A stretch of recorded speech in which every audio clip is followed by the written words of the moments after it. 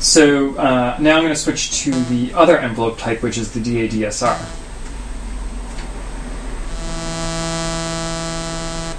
So if you've watched these tutorials on the FM synthesizers, then you're already probably familiar with what these parameters do. It's the same parameter controls that are used in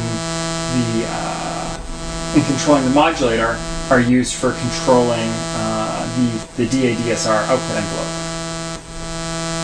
So again, the first parameter is delay, and this delays the output.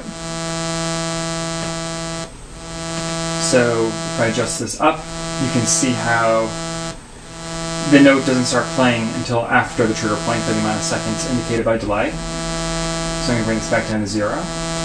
Now attack is the time in seconds it takes for the output to go from 0 to full scale. So if I bring this all the way down to its smallest value, it goes essentially directly to full scale. And so the larger the value is, the longer the ramp is. So if I bring this to, say, a larger value, you can hear how it takes a long time for the value to actually reach full scale. And in this case, there isn't even enough time for it to reach full scale. The note retriggers before it even leaves the attack stage. So I'm going to bring this down to a smaller value. Now the next parameter is decay, and this is the amount of time in seconds it takes for the output to go from full scale to the value set in the decay min location. So in this case, it's taking 1 second for the output to go from 100% to 50% because decay min is 0.5. So if you set decay to a small value,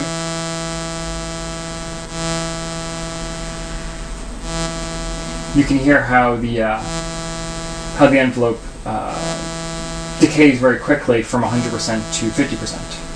And then if I change decay min to some large value, the decay time remains the same, but the level that it hits in the decay stage is much higher. And I can also, if I make this much lower.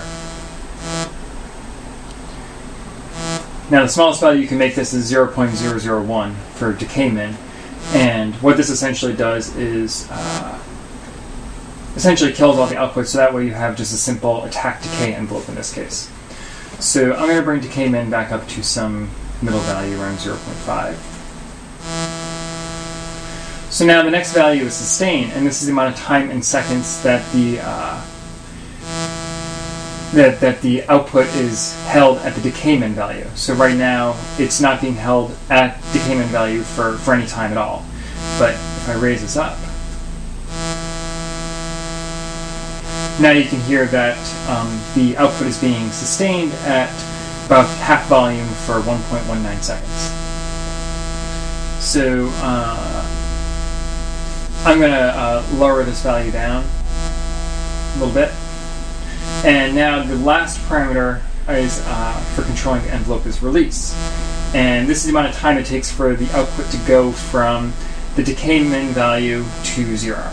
So right now it's set to 2 seconds, and I can lower this value. So now it's taking 1 second to go from basically 46% to 0%. So,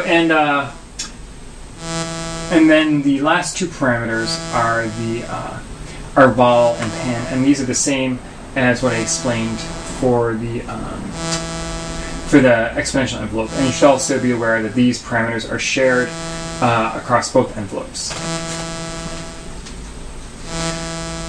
So that's about all I really have to say on the nuts and bolts of how the generators, effects, and envelopes work.